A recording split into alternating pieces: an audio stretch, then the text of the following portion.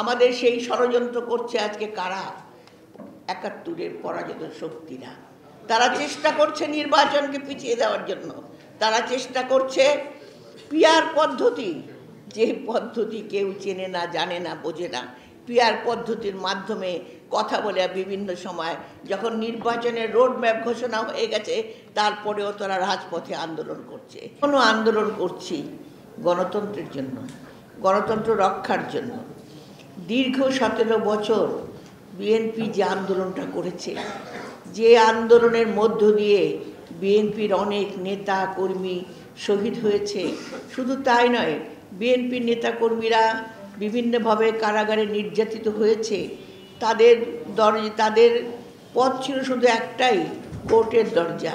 এবং যারা কথা বলতে পারে নাই, সেই এত বছর পরে সেই আন্দোলন আমরা সমাপ্তি ঘটিয়ে একটি ফ্যাসিস্ট সরকারের পতন যখন ঘটাতে পেরেছি, যে ফ্যাসিস্ট সরকার পালিয়ে যেতে বাধ্য হয়েছে, তারপরেও আমাদের আন্দোলন চলমান।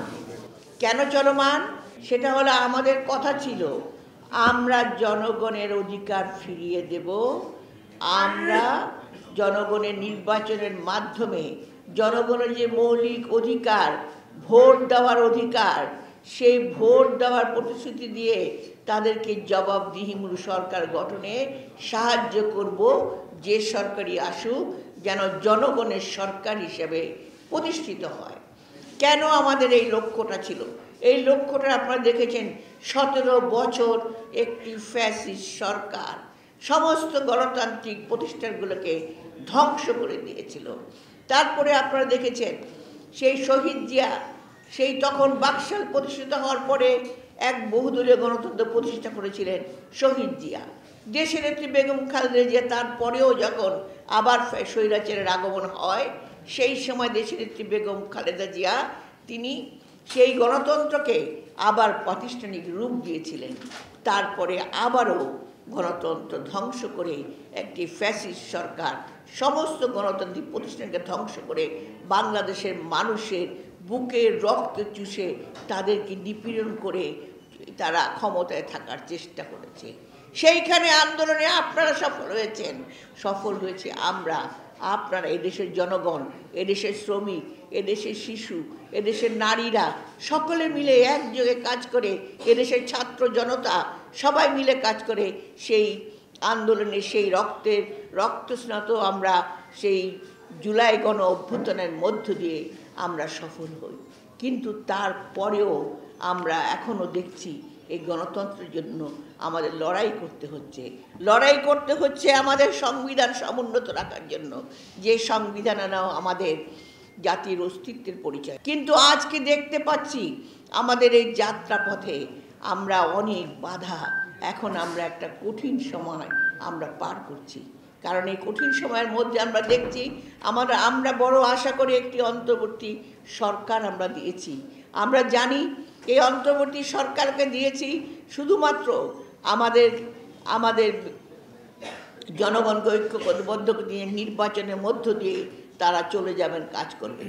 কিন্তু সেখানে আজকে আমরা দেখতে পাচ্ছি আমাদের নির্বাচনের রোডম্যাপ ঘোষণা হওয়ার পরেও এখন চলছে নির্বাচন চক্রান্ত করে নির্বাচন বন্ধ করা অথবা পিছাবার চেষ্টা। কারা এই চেষ্টা করছে সেটাও আজকে আমাদের খেয়াল রাখতে হবে। আমাদের সেই ষড়যন্ত্র করছে আজকে কারা? ৭১-এর পরাজিত শক্তিরা। তারা চেষ্টা করছে নির্বাচনকে পিছিয়ে দেওয়ার জন্য। তারা চেষ্টা করছে পিআর পদ্ধতি, যে পদ্ধতি কেউ চেনে না, জানে না, বোঝে না। পিআর পদ্ধতির মাধ্যমে কথা বলে বিভিন্ন সময় যখন নির্বাচনের রোডম্যাপ ঘোষণা হয়ে গেছে তারপরেও তারা রাজপথে আন্দোলন করছে। আপনারা আজকে দেখতে পাচ্ছেন গতকাল আমাদের ইন্টারিম গভর্নমেন্টের সাথে আমাদের মহাসচিব সহ আরও কিছু নেতারা আমেরিকা গিয়েছেন, সেখানে জাতিসংঘে গিয়েছেন, যেখানে আপনারা দেখতে পেয়েছেন যারা চোরাগুপ্তভাবে এখন বিভিন্নভাবে মিছিল করছে, ঝটিকাভাবে যেখানে আন্দোলন করছে, যারা বাংলাদেশকে অস্থিতিশীল করার চেষ্টা করছে, তারা এখনও সেই চোরাগুপ্তার মাধ্যমে হামলা চালছে।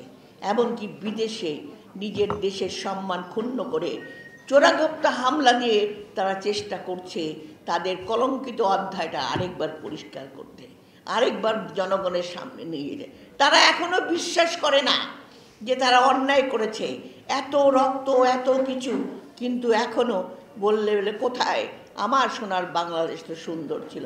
আজকে যখন পার্শ্ববর্তী দেশ হুমকি দিচ্ছে, আজকে যখন আওয়ামী দূষণরা এখনো বিভিন্নভাবে বিভিন্ন জায়গায় তারা হোঁচট খাওয়াবার চেষ্টা করছে, সেই হোঁচটকে আমাদেরকে প্রতিহত করতে হবে। এটা যেন আমাদের শপথ হয় এবং আমরা যখন নির্বাচন সামনে রেখে জনগণের পাশে আমরা ছড়িয়ে পড়ে এখন থেকে আমরা চেষ্টা করব যাকে নমিনেশন দেওয়া হোক, যাকে যেই আসুক না কেন, তার জন্য আমরা সবাই ভোটের জন্য, ধানের শীষের জন্য লক্ষ্য আমরা কাজ করব। একটাই প্রতীক থাকবে, সেই প্রতীকটা হলো ধানের শীষ।